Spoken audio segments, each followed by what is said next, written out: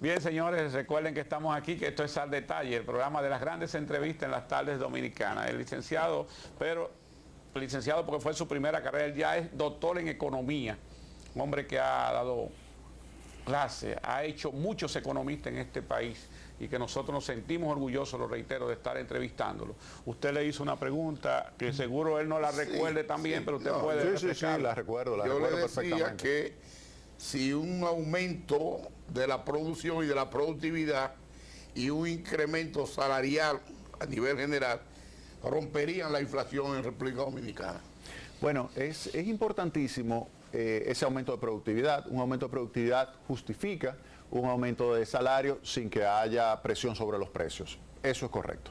Ahora, si no hay un aumento de productividad y yo aumento simplemente los salarios para recuperar inflación pasada, lo que voy a hacer es crear una espiral de aumentos de precio, aumentos de salario, aumento de costo, aumento de precio, aumento de salario y así sucesivamente. Y eso entonces es algo perjudicial. Entonces, ¿qué hay que hacer? Por ejemplo, en una situación donde, dada la productividad, es decir, donde tú no estás aumentando la productividad y quieres aumentar los salarios, que tu salario no aumente en función de la inflación pasada, sino de la inflación que tú esperas que haya. Si tú haces eso, tú logras hacer que converja tanto la variación de salarios como la variación de los precios a lo que es una determinada meta, que en este caso sería 4% más menos 1, de tal manera que así se asegure la estabilidad de la inflación. Entonces, eso está en contradicción con lo que están planteando los trabajadores, que se aumente el salario a la inflación acumulada. Sí, o sea, tú tienes lo siguiente, que por ley, cada 24 meses tú haces un ajuste del salario mínimo a la inflación pasada. Lo que hemos visto es que se ha estado señalando de que algunas empresas aumenten también los salarios de acuerdo a sus posibilidades. Entonces yo lo que le digo, tienen que aumentarlo no en función de la inflación pasada, sino de la inflación que se prevé. Porque si no, entonces lo que vamos a crear es un círculo vicioso en el cual vamos a estar generando cada vez más presión sobre los precios. Jaime, anoche, Abigail quiere que no pregunte más. Bueno, pero déjame hacerle una última. ¿Por qué este gobierno se ve claro que ha aumentado la recaudación en aduanas y en la DGI? ¿Cuál ha sido las razones por qué eso se da? Muy sencillo, la base imponible. Recuérdate que la base imponible tú la multiplicas por una tasa y la base imponible, debido al incremento de precios que se ha registrado a nivel internacional, es mayor. Cuando lo multiplica por la tasa, genera. Igual que ¿El DGI también? Sí, porque ha aumentado el nivel de precio promedio de la economía. Entonces el incremento de precio de la economía, cuando tú aplicas el ITEVIS, aumenta entonces la recaudación. Pero aquí lo hemos explicado, sin ser economista, de que si un contenedor costaba $2.800 y pagaba impuestos por $2.800 y ese mismo contenedor se dispara a $18.000 y son miles, o sea, no hay que hacer un mago para el crecimiento recaudatorio.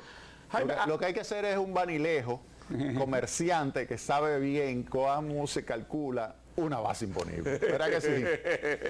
Sí, lo que pasa es que hay una serie de personas que, bueno, que son los magos de la economía y de la recaudación, limitando o quitando el derecho al trabajo que se hizo anteriormente, que fue muy valedero, porque ahora le ha tocado eso. Por eso yo aquí lo he explicado, porque lo he consultado. Anoche estaba en una reunión del patronato de la iglesia San Antonio de Padua y un empresario muy importante del este, yo hablaba del crecimiento del turismo, y decía, no, los hoteles, inclusive le preguntaba sobre la exportación de carne que se ha abierto y me dice, mira, los ganaderos grandes, y yo creo que estoy en el segundo o en el tercero, no damos abasto para abastecer el consumo de los hoteles ahora mismo, o sea, no tenemos para exportar. Si nosotros fuéramos a analizar, porque él ahí terminaba y me decía, bueno, pues hay que felicitar al gobierno y a Collado, como dice Abigail, me dice, no, pero es que él se montó sobre un trabajo que ya estaba hecho. ¿Qué nos puedes decir? Bueno, lo mismo que dijo Newton cuando le preguntaron, ¿y cómo usted fue capaz de producir esto del cálculo y hacer todas estas ecuaciones que definen el movimiento de los planetas y todo lo que es las proyecciones de trayectorias? Y él dice, muy sencillo, yo me monté sobre hombros de gigantes. Es fácil recuperar el turismo, claro que hay que hacer un esfuerzo en medio de esta coyuntura, pero por el hecho de que República Dominicana es una potencia mundial del turismo. República Dominicana tiene 83.000 habitaciones que se acumularon principalmente en los últimos 20 años. Entonces eso favorece que cuando haya que iniciar una campaña, todos los tour operadores vayan a mirar hacia República Dominicana. Recuerden que el sector privado del sector turismo es sumamente poderoso. ¿Cuánto queda del dólar que se invierte, Jaime? Y hay que aprovecharte en el tiempo de ese dólar, porque a mí también en una de esas conversaciones me hablaba, mira, no es lo mismo un dominicano que manda $100 que llegan neto a la inversión en turismo, que muchas veces el 70 o el 80% se queda fuera del país. Sí, es correcto. Tú tienes que las remesas tienen un efecto en términos de llegada de divisas al país mayor que el ingreso que tú tienes de divisas, porque hay una parte significativa que se va hacia el turoperador que está localizado en el extranjero. No obstante, hay que señalar que el turismo es una fuente importante de divisas. Por años fue la principal, ahora es las remesas, en los últimos años principalmente, y seguido por Zona Franca. Pero sin lugar a dudas, yo creo que es algo sumamente valioso, importante, y hay que reconocer el trabajo que está haciendo el equipo del Ministerio de Turismo y también el gran esfuerzo que llevó a cabo el Gabinete de Salud en el proceso de vacunación. Hay que hacerle un reconocimiento a Raquel Peña. Yo creo que es una súper gerente. Hay que quitarse el sombrero. La vicepresidenta de la República. Sí. Hay que quitarse. ¿Y entonces el ministro de Turismo es bueno o es malo? Entonces? No. Un momentito, voy para allá. Raquel Peña, una superestrella, una supergerente, apoyándose en lo que es el trabajo del Ministerio de Salud, encabezado por Daniel Rivera. Entonces, eso facilitó que pudieran venir con cierta tranquilidad los turistas, porque se estaba vacunando muy rápido República Dominicana. Entonces, eso fue exitoso. Luego está el tema del trabajo del turismo. Yo creo que David Collado tiene un muy buen equipo a su alrededor.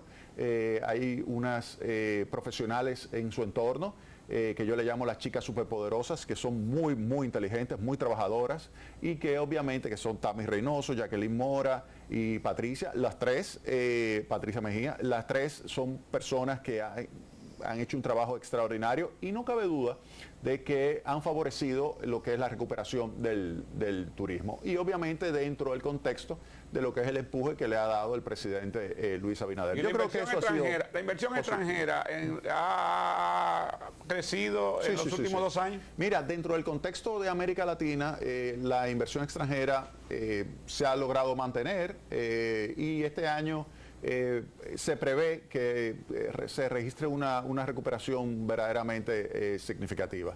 Hay que reconocer que una parte importante de esa inversión extranjera está vinculada con el sector turismo, pero hay otras que se pudieran haber logrado y no se han logrado, que en el sector minería, porque no se han llevado a cabo las aprobaciones que deben de llevarse a cabo para poder en marcha una extensión de la capacidad de producción de oro del país. Si eso se hubiese hecho, llega a esos dólares en estos años y luego se asegura entonces un aumento significativo de las exportaciones de oro en los próximos años. Lamentablemente eso no se ha aprobado todavía. Vi ahí ¿sí? que una empresa de esta que aparece para ganarse unos cuartos da un ranking de los 10 mejores funcionarios del gobierno, los mejor valorados.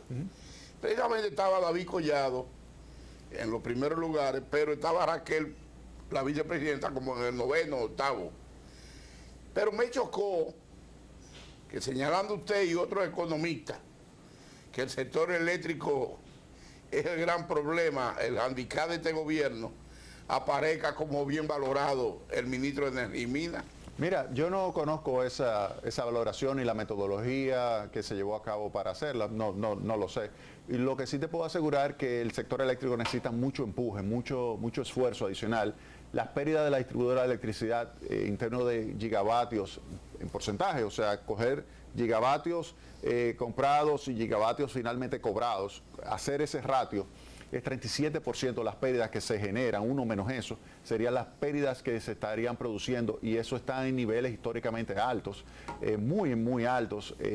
Prepandémico, el nivel era menos del 30%, lo que te dice a ti que tú tienes casi 10 puntos porcentuales adicionales de pérdidas. Necesitas mejorar ahí, necesitas hacer inversiones. El presidente lo reconoció, que hay que hacer una inversión de $1.200 millones en adquisición de equipos, adquisición de materiales que te ayuden a reducir esas pérdidas en las distribuidoras. El otro punto es que se necesita acelerar un poco la inversión en nueva generación térmica, por el hecho de que la demanda aumenta en alrededor de 150 megavatios anualmente y se requiere pues una instalación más rápida de nueva generación. La que se estarían instalando, que son 400 megas en este año, en realidad es una generación que va a ser muy costosa. Vamos a ver si finalmente es despachada y el impacto que tiene sobre las finanzas del sector eléctrico. Con relación a Manzanillo, ya te señalé que eso no va a entrar sino hasta 2026-2027, muy probablemente, y los otros 800 megavatios que se dice que se van a instalar todavía no se han licitado. Entonces yo les recomendaría a las autoridades que se enfoquen en un sector que va a tener un déficit que este año que pasó fue de 1.020 millones de dólares, pero este año que va a concluir en unos meses va a terminar en alrededor de 1.700 millones de dólares. Yo estimo entre 1.500 y 1.800 millones de dólares el déficit del sector eléctrico, que es una presión muy fuerte sobre la finanza del sector público. Usted habla de 2027, pero el presidente Abinader fija el 2025 como fecha clave para que aquí superemos los problemas de energía y podamos tener 700.000 kilovatios disponibles en frío ahí. Sí, no, yo soy más,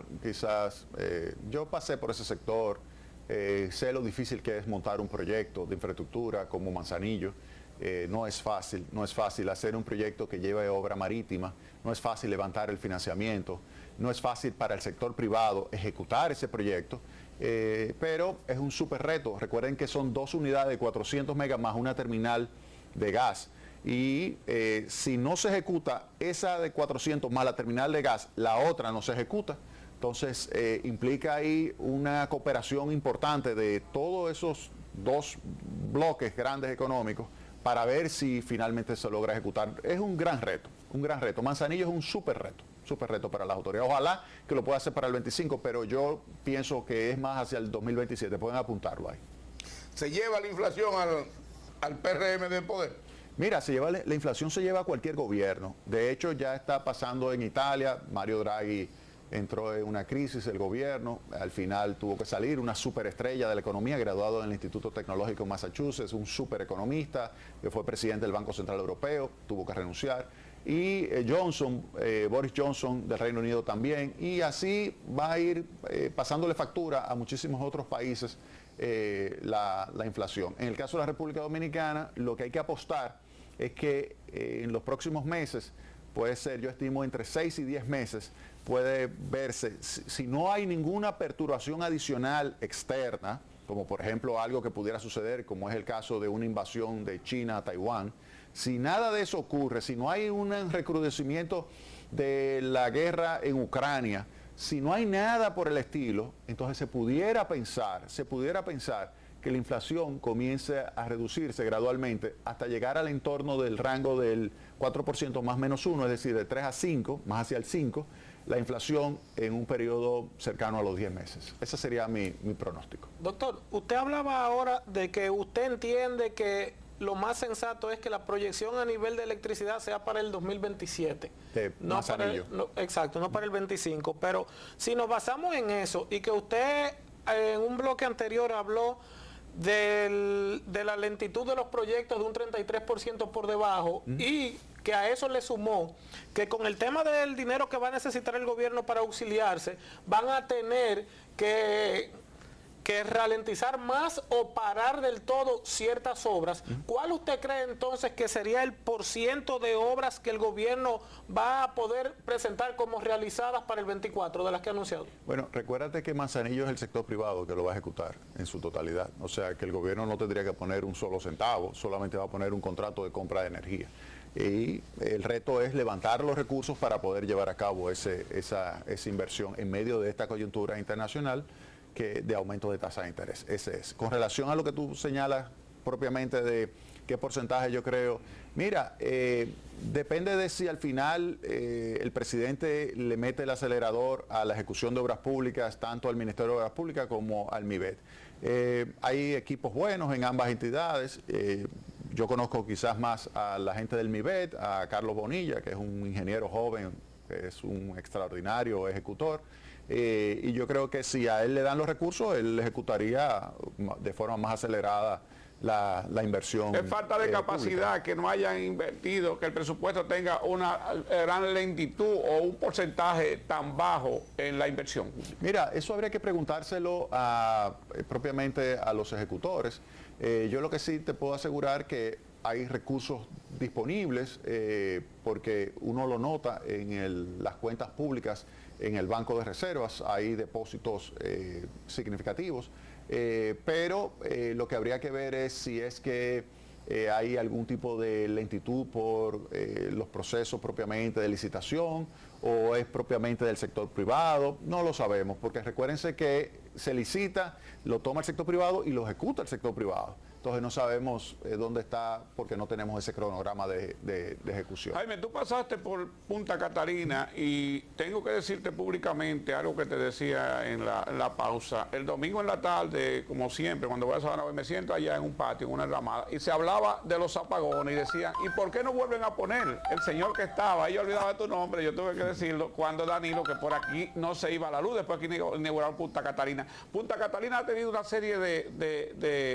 no voy a decir de escándalos, porque yo no tengo los datos para hablar de escándalos, pero de situaciones que provocaron inclusive, siempre lo he dicho aquí, yo no sé si tú lo sabes, pero que provocaron que tú escribieras un artículo y con una sola cosita que terminaste, callaste a gente que te estaban acusando. Entonces, vemos que se ha comprado carbón y que el carbón se ha comprado muy por encima de lo que era el precio de mercado en esos momentos. Y esto se ha quedado así. ¿Qué ha pasado con esas compras indebidas o imprudentes? Mira, Punta Catalina ha mejorado en los últimos meses. Bajo la nueva administración está haciendo un esfuerzo para gestionarla tal como nosotros la gestionábamos. Incluso el proceso de compra de carbón más reciente utilizó nuestra técnica, que es el método de subasta inversa, que no nos lo inventamos nosotros. A mí me lo enseñó y me lo recomendó Pepín Corripio. Y entonces yo lo que hice fue adaptarlo al proceso de compra de carbón, que permite una mayor competencia y me genera la posibilidad de yo comprar carbón a menor precio. Y eso se había suspendido tan pronto nosotros nos fuimos de Punta Catalina. Ahora hemos visto que Celso Marrancini volvió otra vez a ponerlo en marcha y yo creo que eso es algo muy positivo. También hemos visto con muy buenos ojos lo que ha sido la mejora de su producción. Ya han ido estabilizando las dos unidades y han vuelto, no han llegado al nivel que nosotros la teníamos de 752 megavatios, pero está en 730 megavatios, un 97%, nosotros la teníamos un 100%, pero es un muy buen nivel, dejando 3% para regulación de frecuencia, o sea que ese es un muy buen nivel también, y lo único que le exhorto es que le den el mantenimiento adecuado a las dos unidades, de acuerdo a lo que dice el librito. Es como cuando tú compras un automóvil nuevo, que tú le tienes que dar un mantenimiento para que de esa manera pues te puedas seguir produciendo como se tiene que producir. Y me alegra también que ya hablen bien de la central termoeléctrica Punta Catalina. Mira, esa central produce casi el 30% de toda la electricidad que se demanda en la República Dominicana. Y entonces es una central que hay que cuidarla, hay que operarla adecuadamente, hay que sacarle el máximo provecho. Y fue una gran inversión de todo el pueblo dominicano. Fueron 2.454 millones de dólares. Y genera un nivel de beneficio de alrededor de 250 millones de dólares al año. 250 millones de dólares de beneficios al año, lo que implica un proceso de recuperación importante y esto favorece definitivamente al pueblo dominicano. Así que me alegra mucho que ya estén operando bien y que estén reconociendo la importancia de la central termoeléctrica Punta Catalina. Ahora, como ustedes han entendido, se hizo entendido ahí en Punta Catalina, lo suyo es la economía, son los números, el análisis, la interpretación, la recomendación de acciones. ¿Es República Dominicana el único país donde se producen apagones? No, ¿Y qué ha pasado en los países grandes y desarrollados? No. Hay muchos países que ha habido apagones, muchos países, por uno u otro factor. Nosotros quizás seamos uno de los países que históricamente hemos tenido muchos apagones, pero recientemente con la situación de crisis que hay de desabastecimiento y de encarecimiento de los precios de los combustibles, puede haber otros países que en algún momento ha habido apagones. Eso sacando fuera eventos extremos que han ocurrido, que han deteriorado alguna fuente de generación importante de electricidad y que eso haya producido también apagones. Pero no somos los únicos, no somos los únicos. Pero yo le tengo una pregunta precisamente a raíz de esa. Una cosa es que usted haya tenido un apagón, otra cosa es la frecuencia con la que usted tenga los apagones. Ok, no, sin lugar a dudas, nosotros en el pasado logramos reducir significativamente la frecuencia por la presencia de Punta Catalina. Tan pronto nosotros nos fuimos que Punta Catalina no se manejó adecuadamente, inmediatamente aumentaron la frecuencia de los apagones. Si se estabiliza Punta Catalina, que eso es lo que se está logrando ahora, con una buena gestión, si tú haces eso, los apagones se reducen prácticamente a cero.